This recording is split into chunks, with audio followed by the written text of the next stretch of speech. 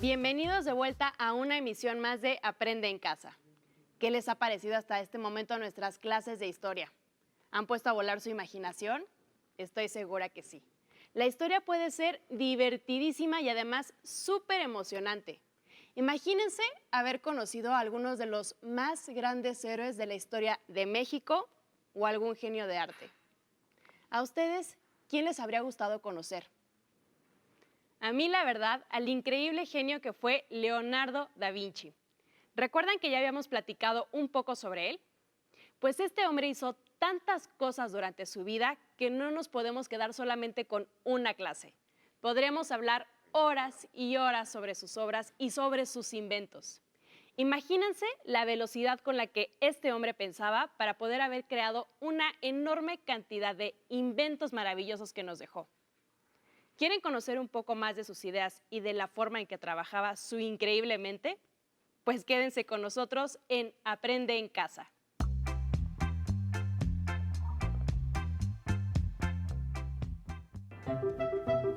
En este programa viajaremos en el tiempo hasta la Edad Media para ver el trabajo de uno de los genios más grandes que ha dado la humanidad.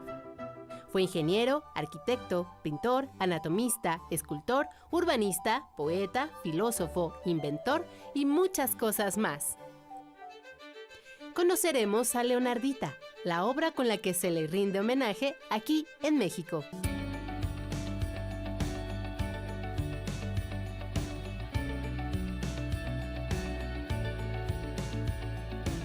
Bienvenidos a Factor Ciencia, soy Lucía Vázquez y es un placer saludarlos en esta ocasión desde el Palacio de la Autonomía, un bello edificio de la Universidad Nacional Autónoma de México, aquí en el centro histórico de la capital.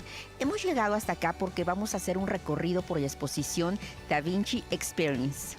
Sí, este programa está dedicado a Leonardo da Vinci, uno de los máximos genios de la humanidad, una de las figuras más importantes del Renacimiento y un hombre adelantado a su tiempo.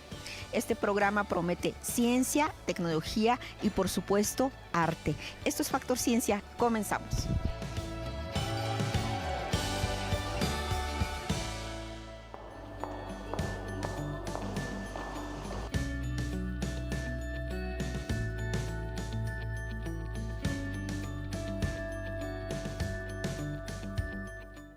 Da Vinci fue uno de los pocos hombres que han sido tocados por la genialidad. A 5 siglos de su muerte, su trabajo como arquitecto, como ingeniero, como mecánico, como científico, inventor, nos siguen impresionando. Esta gran escultura es Leonardita, una obra magnífica inspirada en los bocetos de Da Vinci, donde convergen figuras como el círculo, el cuadrado y el triángulo. El artista mexicano Sebastián quiso así rendir homenaje al ícono universal, considerado como el primer ingeniero de la historia. Tal vez no sea muy correcto, pero aquí decimos que Leonardo da Vinci básicamente era ingeniero. Hay alguien de sus biógrafos que dice que era la persona con el mayor número de talentos en múltiples disciplinas que jamás ha existido. Leonardo fue un ingeniero impulsivo que lo mismo realizaba ingeniería mecánica, civil, aeronáutica e hidráulica. Por ejemplo, para desviar un río, utilizaba, o para subir el nivel de un río, utilizaba esclusas, así como el Canal de Panamá, que tiene sus esclusas como puertas para subir y bajar el nivel y que pasen los ríos de un océano a otro. Él hacía esclusas, por ejemplo, en Venecia para proteger a la ciudad. Entonces subía el nivel de un río para inundar ciertas zonas y que le fuera más difícil al enemigo acercarse, ¿no? Da Vinci, como todos los artistas del Renacimiento, buscaba mecenas, alguien que lo protegiera y le diera los recursos económicos necesarios para vivir y crear. Él le mandó una carta cuando tenía 31 años al duque Ludovico Sforza, pues para pedirle chamba, ¿no? Que después fue su mecenas mucho tiempo. Pero pues, para pedirle chamba le mandó una carta sensacional, es muy larga. Pero lo que tiene que ver con la ingeniería, dice así, puedo construir puentes ligeros y fuertes, y otros más seguros y capaces de resistir fuego y ataque. Tengo medios de hacer fácil y conveniente el transportar cañones, pesen lo que pesen. En el mar tengo instrumentos de ataque y defensa, barcos resistentes a cañones, túneles, que es ingeniería civil, túneles y pasajes sin ruido, inclusive abajo, para pasar abajo de los ríos, hago cañones, morteros, fabricar catapultas. A catapultas a mí me gusta mucho esto de Leonardo, porque Leonardo en ingeniería mecánica incursionó en lo que es el tiro parabólico. Él decía que no, en cualquier tiro de un proyectil no hay ni un solo tramo que sea recto. Ya desde entonces, si Leonardo podía calcular con un tiro parabólico, porque es una parábola lo que hace un proyectil, si podía calcular la distancia a la que caía, imagínense, todos lo querían. También decía, puedo diseñar edificios, conducir agua, y también puedo esculpir y puedo pintar. Quiero trabajo. Y si a alguien le parece imposible, pido una prueba para vuestra excelencia, a quien me encomiendo humildemente. Me da la impresión de que es un gran hombre, un gran ingeniero, tal vez con sus luces, con sus sombras, pero gran parte de lo que hizo fue ingeniería. Estamos orgullosos de él.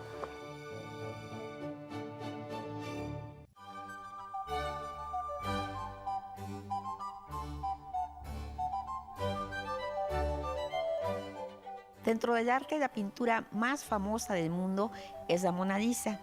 Leonardo da Vinci empezó a trabajar en ella en 1503, una obra espléndida al igual que cada uno de sus cuadros.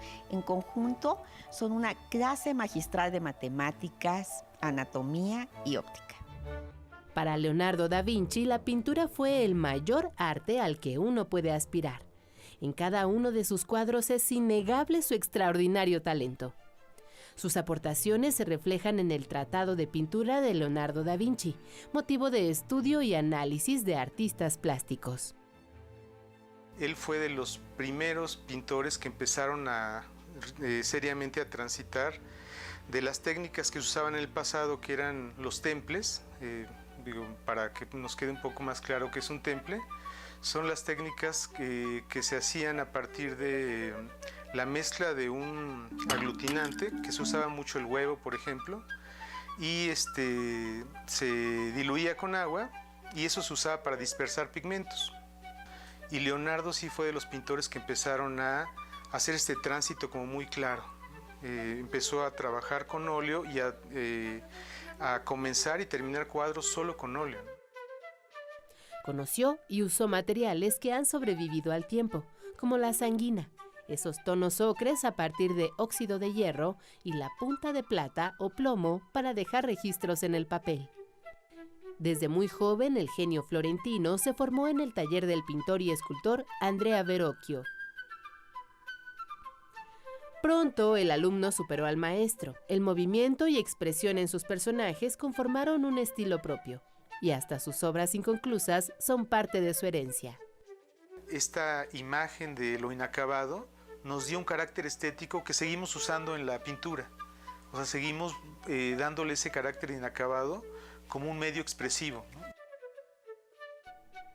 En pleno siglo XXI, Leonardo sigue siendo influencia, como ocurre con la obra Corazón de Maíz, de Homero Santamaría, pintor que sigue usando técnicas de la Edad Media. Justo tomo como referencia el corazón que hizo Leonardo en sus estructuras anatómicas, porque es prácticamente un ícono universal de este órgano, que es un órgano vital y que representa la semilla de la vida. Y ahí es en este punto donde lo hilo con el maíz, en el sentido de pues la cosmovisión prehispánica en la que se pensaba que los hombres fueron hechos de maíz, y entonces la semilla de los hombres es el corazón. Obra plástica que se enriquece con el mensaje escrito. Al final, los dibujos de Leonardo eran manuscritos, ¿no? Y eran fuentes de información. O sea, desde luego uno los ve desde un punto de vista estético y son obras maravillosas, pero no olvidemos que son fuentes de información y son esquemas, y estaban repletos de anotaciones. Leonardo da Vinci, un maestro y un referente en el arte universal.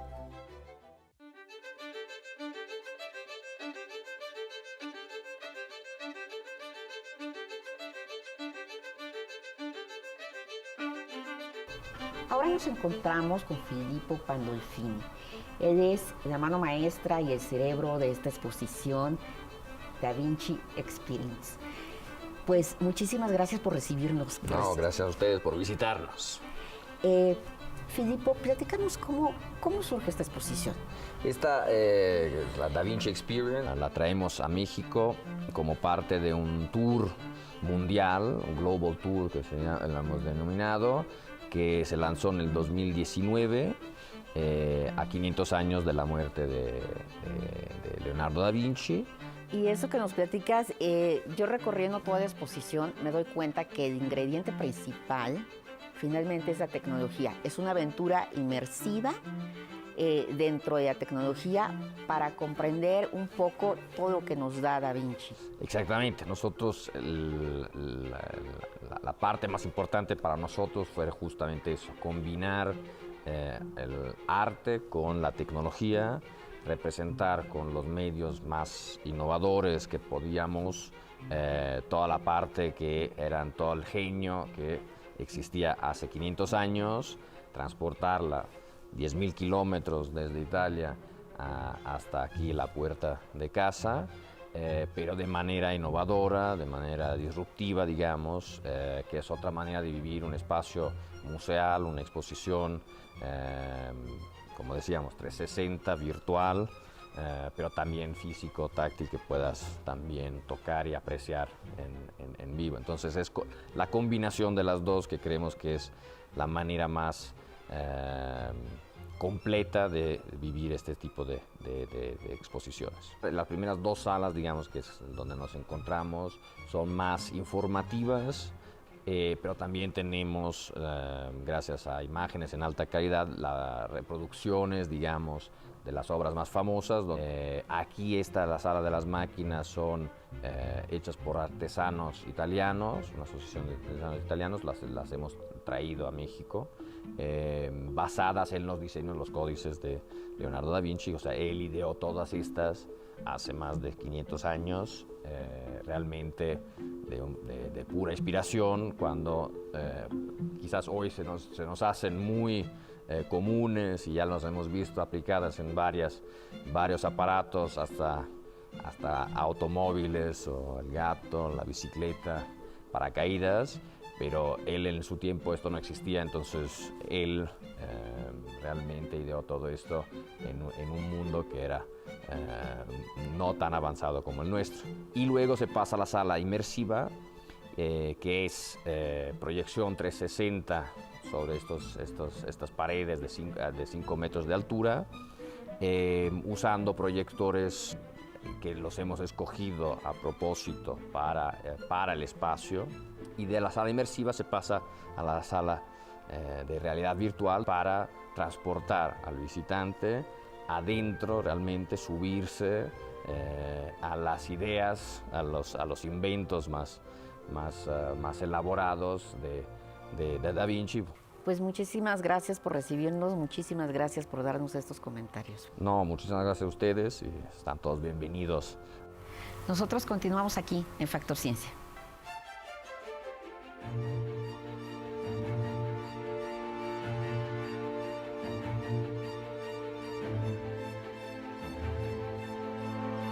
Estoy impresionado por todo lo que alcanzó, porque de verdad fue un auténtico polímata. Dicen, ¿qué es eso? Es alguien que es experto en muchísimas cosas, ¿no?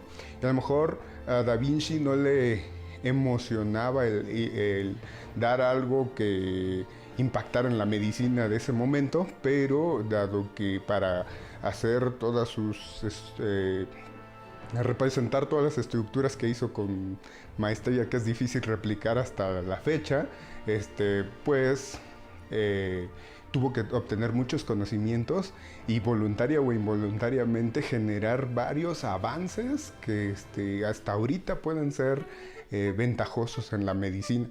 ¿Sí? Se tuvo varios avances tanto en la estructura del cuerpo humano como en la fisiología, es decir, en cómo funciona, en cómo se mueve aquello que ve uno estructuralmente. a él le emocionaba mucho conocer sobre la hidráulica, sobre el movimiento de los fluidos. Entonces, describió, por mencionar algo de lo sorprendente e impactante en nuestra edad, fue que hizo unos bosquejos en donde él generó imágenes de cómo él imaginaba las corrientes de sangre al salir del corazón. Y hizo, por ejemplo, hay una especie de espirales que pues, muchos años estuvieron estudiando y no se hallaba algo coherente con eso. Sin embargo, hace apenas unos 5 años, gracias a herramientas tan avanzadas como la resonancia magnética nuclear de 4 dimensiones, se pudo observar que sí ocurre así como él las describía. Entonces dice, no, de verdad, tanta era su inferencia a partir de lo que veía que se podía. ¿Y qué implicaciones médicas tiene eso? Pues que gracias a eso podemos entender ahora mejor cómo se mueven algunas corrientes que no son visibles al ojo humano y que pudieran incluso ayudarnos a entender cómo se generan algunas enfermedades comunes como la hipertensión o como algunas, ¿qué ocurre cuando hay un aneurisma? Es decir, un bulto en una pared de un vaso que no debería estar ahí. También se dice que fue el primer ingeniero biomédico de la historia, ¿no? Porque con las cosas que él sabía de mecánica y de hidráulica que le interesaban mucho, trataba de desarrollar cosas que fueran biocompatibles.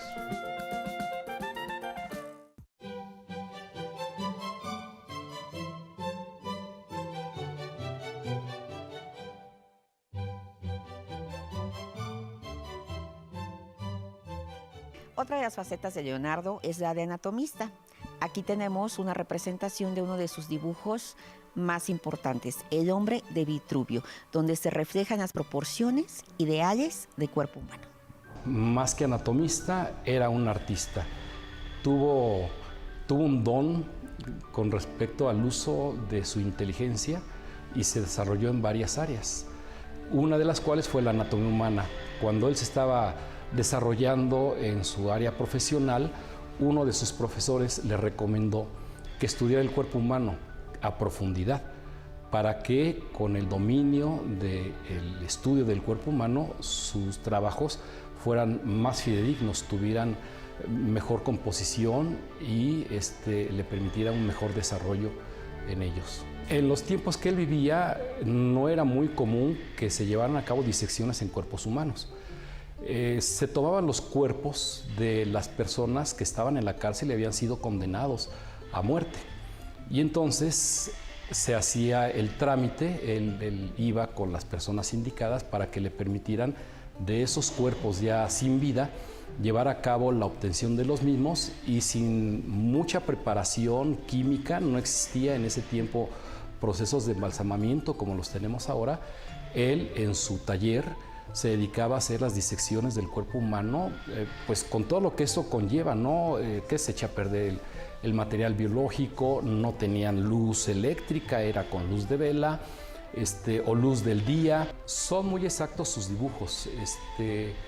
Tiene algunos incluso donde se hacen ciertas inferencias. Aquí en esta escuela, cuando yo llevaba el posgrado, teníamos un profesor, el doctor Oriol, y él pues nos presentaba en las clases de filosofía de las ciencias algunos esquemas. Me acuerdo muy bien un boceto que es un perfil de una mujer donde está la cabeza, el contorno de la cara, luego viene el cuello, el busto, el resto del tronco y el abdomen. Se supone que es una mujer en estado de gravidez, está embarazada, y tiene una línea que va de la cabeza a la punta del seno y del seno al abdomen. Y él nos decía de la maravillosa inteligencia de Leonardo da Vinci, que infería que algo pasaba en el cuerpo humano, que arrancaba en la cabeza y se estimulaba por el útero y se estimulaba por el pezón. Él decía que Leonardo conocía la oxitocina. Y bueno, de acuerdo con ese boceto, pues uno dice, tiene razón, este hombre tiene una inteligencia pues fuera de serie. Tiene estudios de la mano, del movimiento de la mano, que los podemos traspolar a la actualidad. El hombre no puede desarrollar un complejo robótico de una extremidad superior del humano. Nos acercamos a algo muy fiel, pero esos estudios pues provocan que los ingenieros actualmente sigan estudiando la anatomía humana para que se pueda desarrollar un robot que tenga los mismos movimientos complejos de la mano. Invito a los estudiantes de medicina a que se acerquen a estos dibujos de Leonardo. Yo me enamoré de esos dibujos y por eso estoy aquí.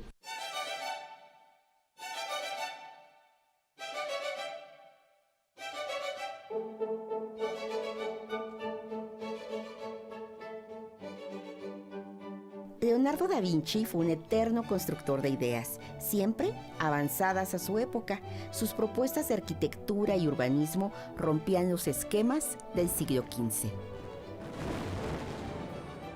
Mientras sus contemporáneos como Francesco di Giorgio, Baldassare Peruzzi y Pietro Cattaneo pensaban en ciudades amuralladas por las guerras que se vivían, el genio italiano le presentaba al duque de Milán, Ludovico Sforza, su proyecto de ciudad ideal, una urbe sin murallas y en armonía con la naturaleza, algo sin precedente.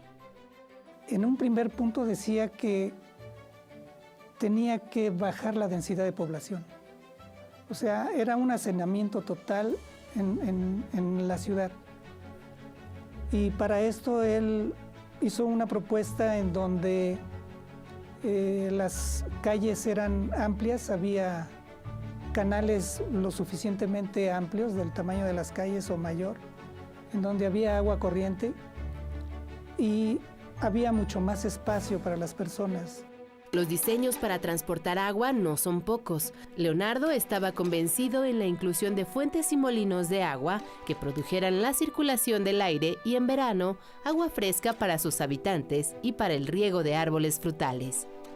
Para él, creo que lo que es la hidráulica, y se ve en muchos de sus bocetos, es un elemento muy importante porque el agua, que también formaba parte dentro de su niñez y de ese ámbito que estuvo en un principio, yo creo que lo dejó muy marcado en ese sentido. Así, Da Vinci, con apego matemático y la maestría en el dibujo, proyectó iglesias, domos, castillos, casas, hasta montajes escénicos, cualquier cosa que significara un reto o un placer para él. Yo creo que esa facilidad que tuvo para la creatividad y para plasmarlo en dibujo es la más grande característica que tiene Leonardo como arquitecto. Todos los códices y todas las experiencias que tuvo indican que lo podía hacer, pues no sé, con la mano en la cintura, por toda esa experiencia y esa gama de ideas que tenía y de cómo solucionarlas además. Arquitectura regida por la ciencia, el arte y la naturaleza.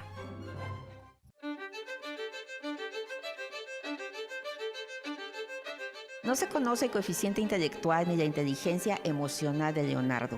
Sin embargo, su trabajo, sus códices, su obra nos dan pistas de sus rasgos de personalidad. El Renacimiento que inicia en Florencia es la explosión de la necesidad por saber, de entender, pero ahora dirigido a la naturaleza y al humano. El humano en el centro del saber. Desde las artes y desde la ciencia. Claro que estos muchachos como Leonardo da Vinci tenían una formación sólida en matemáticas, en dibujo. Lo malo que ahora ya las matemáticas no son la estructura educativa, ¿no? en el desarrollo incluso intelectual y artístico de nosotros, ¿no? En la formalidad. Pero las matemáticas les permitían a todos estos muchachos indagar, investigar, crear, ¿no? Leonardo da Vinci no es el único, aunque claro, su inteligencia era prodigiosa.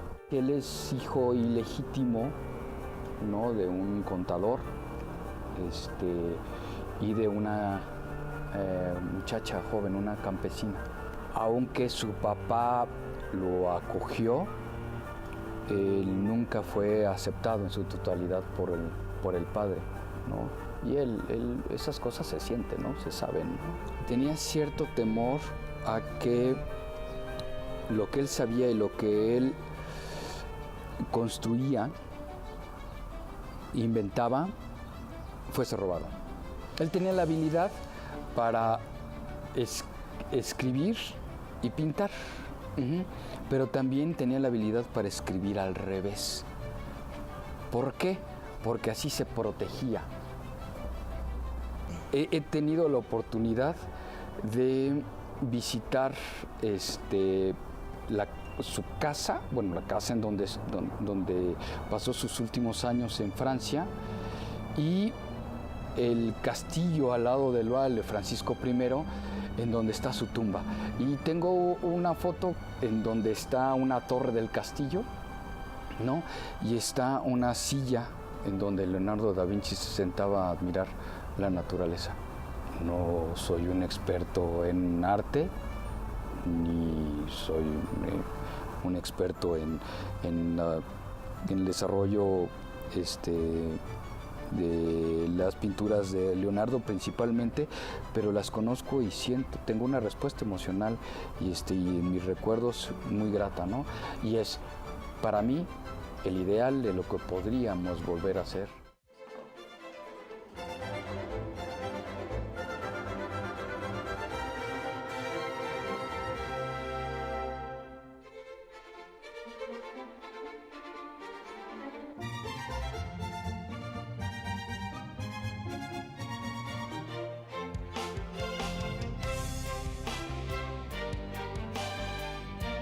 Espero que hayan disfrutado de este programa en donde tuvimos oportunidad de disfrutar una gran experiencia y conocer el trabajo creativo de Leonardo da Vinci, un hombre para el cual el conocimiento no tenía límites. Este recorrido lo hicimos aquí en el Palacio de la Autonomía, ubicado en la calle Primo de Verdad número 2, en el Centro Histórico de la Ciudad de México. Recuerden seguirnos a través de Facebook, Twitter, visitar nuestro portal o descargar cualquiera de nuestros contenidos a través de iTunes. Nosotros seguimos investigando lo que ocurre en el mundo de la ciencia y la tecnología para llevarlo hasta su pantalla. Yo soy Lucía Vázquez, esto fue Factor Ciencia, nos vemos hasta la próxima. Estoy segura que Leonardo da Vinci es ahora uno de sus personajes favoritos de la historia. ¿Les gustaría saber más sobre él? Pues los invito a que investiguen sobre su vida y conozcan un poco más de su historia y sobre todo que se asomen al Renacimiento, que es el periodo artístico del que Leonardo fue parte. Por hoy me despido, pero aquí los vamos a estar esperando para una emisión más de Aprende en Casa. ¡Hasta luego! Si no tienes el libro de texto o necesitas ayuda para resolver las preguntas, contáctanos.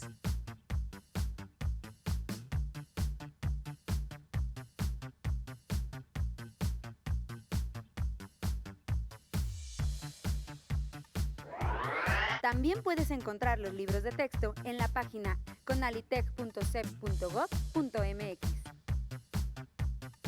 Si quieres volver a ver los programas de Aprende en Casa, los puedes encontrar en la siguiente liga: aprendeencasa.cep.gov.mx.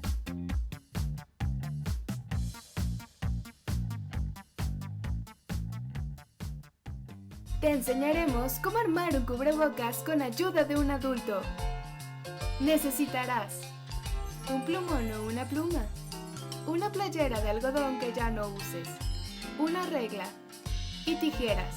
Recuerda que la manipulación de estas debe estar supervisada por un adulto. ¡Empecemos! 1. Estira la playera a lo largo y a lo ancho. 2. Marca con el plumón o la pluma y con ayuda de la regla 10 centímetros de largo, partiendo de abajo hacia arriba. Repite el paso anterior del otro lado de la playera. 3. Traza la línea horizontal entre los dos puntos. 4. Con ayuda de un adulto, corta sobre la línea horizontal que marcaste. Asegúrate de cortar por fuera de la playera. No introduzcas las tijeras en ella. 5. Ahora tenemos un pequeño pedazo de playera. Estira a lo ancho y con ayuda de la regla, mide y marca con el plumón o la pluma de 15 a 18 centímetros de largo de un lado, dejando un margen de 2 centímetros de alto arriba y abajo. 6.